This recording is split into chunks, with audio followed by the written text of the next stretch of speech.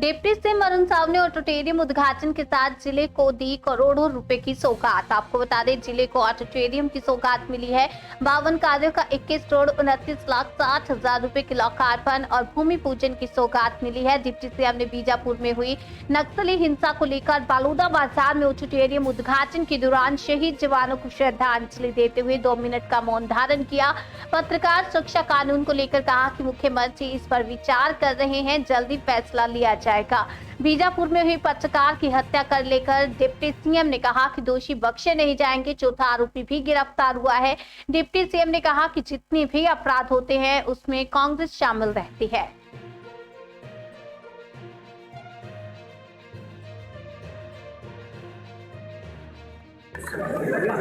जिला ऑडिटोरियम का लोकार्पण जो बहुप्रतीक्षित था, 1000 सीटर ये ऑडिटोरियम 6 करोड़ 36 लाख रुपए में निर्मित हुआ है। फुल्ली एसी है, सर्व सुविधा युक्त है।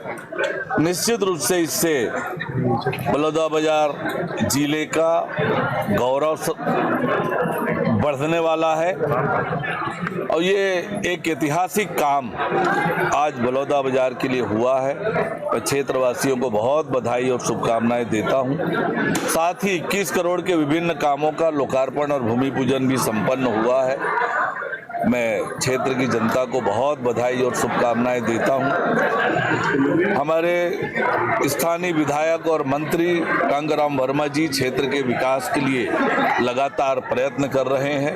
उनके प्रयत्नों से क्षेत्र में लगातार विकास के काम हो रहे हैं। जब से राज्य में हमारी सरकार बनी है, विष्णुदेव साय जी के नेतृत्व में तेज गति से विकास के काम हो रहे हैं।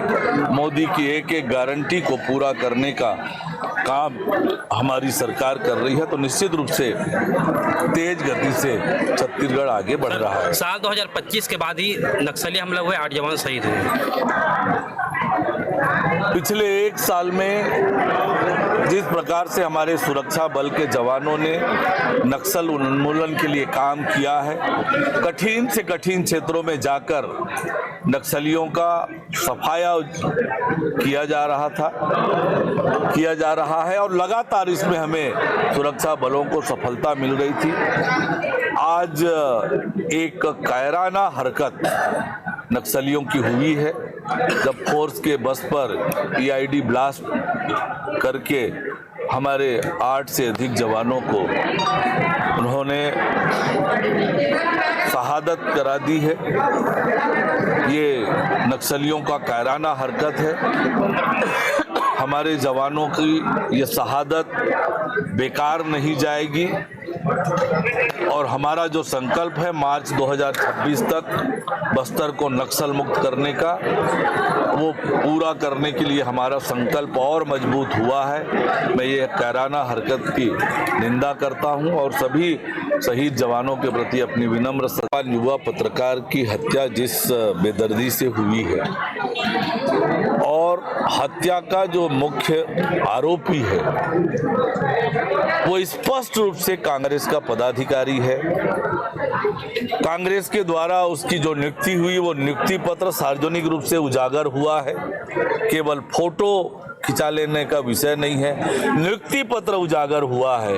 अब नियुक्ति पत्र को भी यदि कोई झुठलाए तो ये इसके बारे में मुझे कुछ नहीं कहना, लेकिन जितनी घटनाएं हो रही है, चाहे वो सूरजपुर की घटना हो, यहाँ की घटना हो, दामाखेड़ा की घटना हो, अधिकांश घटनाओं में कांग्रेस के पदाधिकारी, उनसे जुड़े हुए लोगों का हाथ स्पष्ट रूप से उजागर हुआ है। अनेक बेटियों के साथ जो अनाचार की घटनाएं हुई है उसमें भी NSY और युवक कांग्रेस के लोग पकड़े गए हैं। तो ये लगातार आखिर कांग्रेस के नेता ही जो इस तरह के आपराधिक गतिविधियों में पाए जाते हैं, पकड़े जाते हैं, ये कांग्रेस को इस पर विचार करना चाहिए। ये हमारा आरोप नहीं है, ये तो पब्लिक प्लेटफॉर्म पे आया है।